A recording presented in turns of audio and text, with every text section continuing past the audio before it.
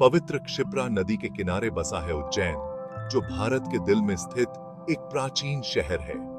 अवंतिका, उज्जैनी, कनक श्रृंग, इन सभी नामों से जाना जाने वाला उज्जैन एक ऐसा शहर है जिसका इतिहास मिथकों, कहानियों और ऐतिहासिक तथ्यों से भरा हुआ है।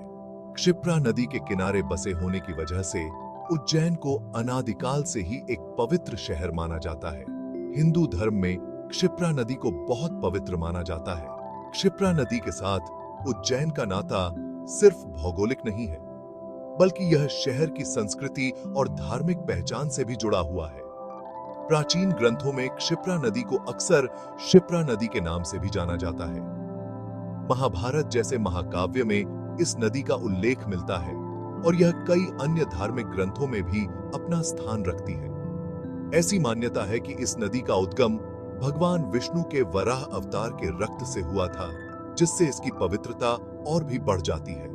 आज भी भारत भर से श्रद्धालु क्षिप्रा नदी के घाटों पर आते हैं और इस पवित्र नदी में स्नान करके अपने आप को धन्य और पवित्र करते हैं।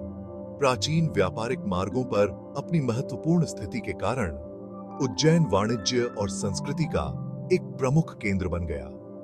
यह उत्तर और दक्षिण भारत के बीच एक महत्वपूर्ण कड़ी के रूप में कार्य करता था और वस्तुओं, विचारों और परंपराओं के आदान प्रदान को सुगम बनाता था। इस रणनीतिक महत्व ने उज्जैन को इतिहास में महत्वाकांक्षी शासकों के लिए एक प्रतिष्ठित पुरस्कार बना दिया, जिसने इसे गहराई से आकार दिया। शहर के कई नामों से इसके समृद्ध और गौरवशाली अतीत का पता चलता है। हर नाम एक अलग युग की कहानी कहता है, राजाओं और विजेताओं, कवियों और दार्शनिकों के किस्से सुनाता है। ये नाम केवल नाम नहीं है, ये उज्जैन की बहुआयामी पहचान को समझने के द्वार हैं, जो बताते हैं कि उज्जैन एक ऐसा शहर है जहां अतीत को सिर्फ याद नहीं किया जाता, बल्कि उसे जिया जाता है।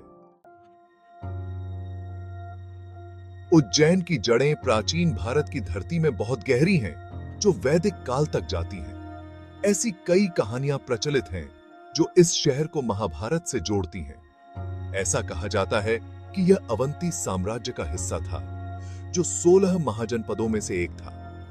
प्राचीन बौद्ध और जैन ग्रंथों में इन महाजनपदों का उल्लेख मिलता है। ऐसा माना जाता है कि चंद्रवंशी राजा रिपुंजय ने इस शहर की स्थापना की थी। उन्हें उज्जैन को शिक्षा और संस्कृति के केंद्र के रूप में स्थापित करने का श्रेय दिया जाता है। महाभारत में उज्जैन का उल्लेख निषाद, राजा नील द्वारा शासित दक्षिणी राज्य की राजधानी के रूप में किया गया है। हिंदू पौराणिक कथाओं के ऐसे प्रमुख शख्सियतों के साथ शहर का जुड़ाव प्राचीन भारत में इसके महत्व को रेखांकित करता है।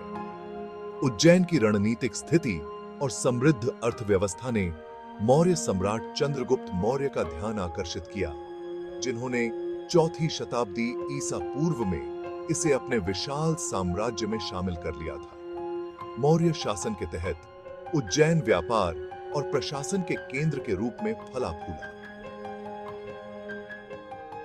अशोक, जो महान मौर्य सम्राट थे और बौद्ध धर्म अपनाने के लिए जाने जाते थे, ने अपनी युवावस्था में उज्जैन में वायसराय के रूप में कार्य किया था। बाद में उन्होंने शहर और उसके आसपास कई स्तूप और मठ बनवाए, जिनके अवशेष उज्जैन के बौद्ध धर्म के साथ शुरुआती जुड़ाव के प्रमाण के रूप में मौजूद हैं। मौर्य काल ने उज्जैन के विकास में एक महत्वपूर्ण भूमिका निभाई और इसे एक प्रमुख शहरी केंद्र के रूप में इमर्जेंस के लिए नींव रखी। मौर्यों के शासनकाल में शहर के बुनियादी ढांचे में काफी सुधार हुआ, इसके व्यापार नेटवर्क का विस्तार हुआ और इसके सांस्कृतिक जीवन समृद्ध हुआ।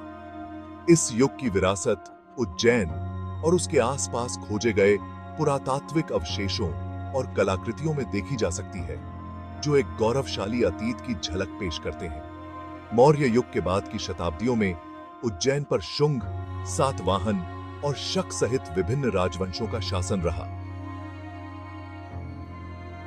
प्रत्येक राजवंश ने शहर के परिदृश्य पर अपनी छाप छोड़ी, इसकी सांस्कृतिक परंपरा को समृद्ध किया और इसकी स्थापत्य विरासत में योगदान दिया। प्रभाव के इन क्रमिक चरणों ने मध्य भारत में एक महत्वपूर्ण केंद्र के रूप में उज्जैन की स्थिति को और मजबूत किया।